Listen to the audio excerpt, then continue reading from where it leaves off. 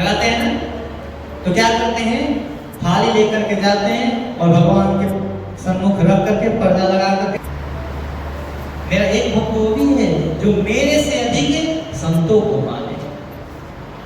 अब घर में गए तो खूब पकवान बना दिए, तो अब संत महाराज थोड़ा थोड़ा सब में से खाए, अब इतने सारे बना दिए तो कितने खाए।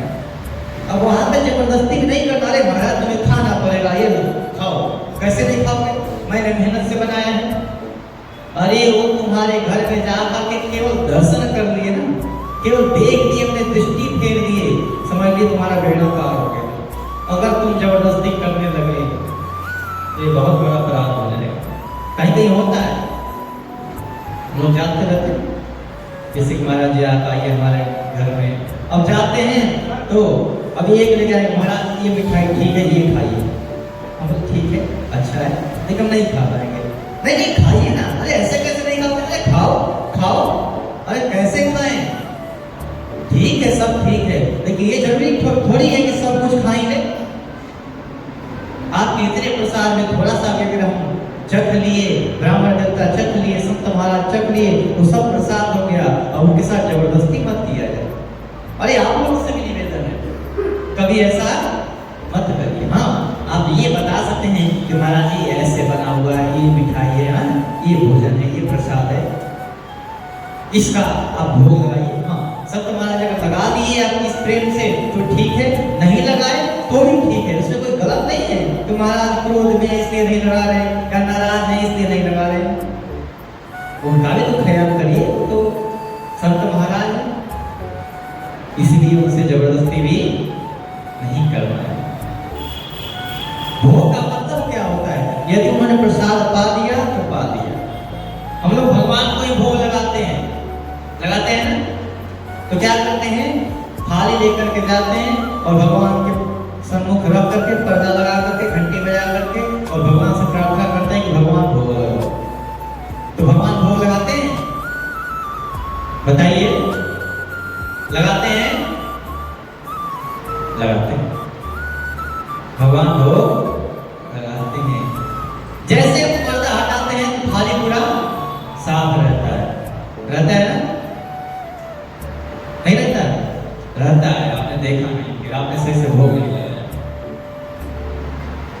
आपने सही से भोग नहीं लगाया, थाली पूरा साफ रहता है। क्या फिर आपके दृष्टि में थोड़ी सी खोट रह गई हुई देखने में?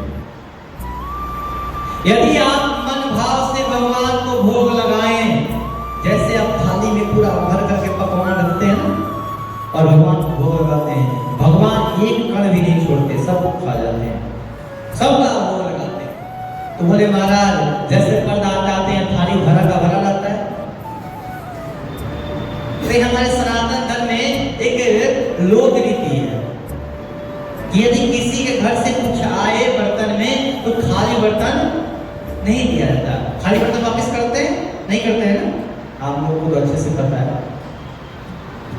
यदि किसी के घर से कुछ बर्तन में आ जाए तो कुछ न कुछ बर्तन में डाल के देते हैं।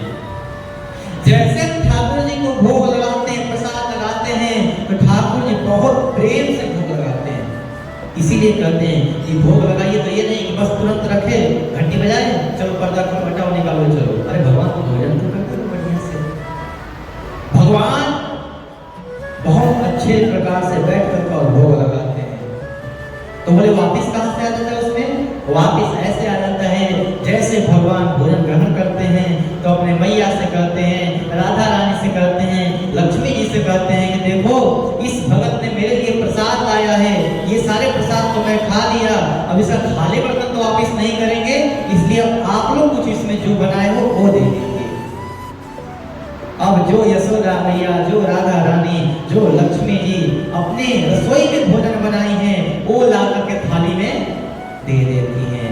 और जो माँ लक्ष्मी बनाई हो वो प्रसाद, उसकी कीमत आप इस सामान्य भोजनों से थोड़ी कर सकते हैं, वो है कीमत। इसीलिए कहने को प्रसाद हो गया है।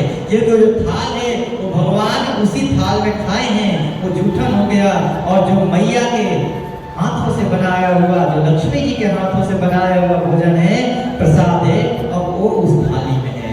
तो यानी कि वो साक्षात लक्ष्मी जी का प्रसाद है, तो यानी कि भगवान भोग लगाते हैं। अब निश्चय हुआ ना कि हम जब भोग लगाते हैं तो भगवान भोग आ करके पाते हैं। अब इसका प्रसंग कल मैं आप लोगों को दूंगा, क्योंकि अब समय भी हो चुका है। तो आज के इस प्रसंग को हम यहीं तक रखेंगे। कैसे एक भक्त के कहने पर भगवान आकर के उनके घर पे खिचड़ी पा रहे हैं, जो परागति वही पाएंगे, इसका प्रसंग हम कल रखेंगे। नहीं, अभी सायंकाल में होंगे, सायंकाल में सुनाएंगे आपको, तो सायंकाल में जरूर आइएगा। बहुत अच्छा प्रसंग है, सुनेंगे आपको आनंद आएगा। बोलिए वृंदावन बिहारी लाल की, भक्त वत्सल भगवान की जय। सिया राम जय जय सिया राम, जय सिया राम, जय जय सिया राम, जय सिया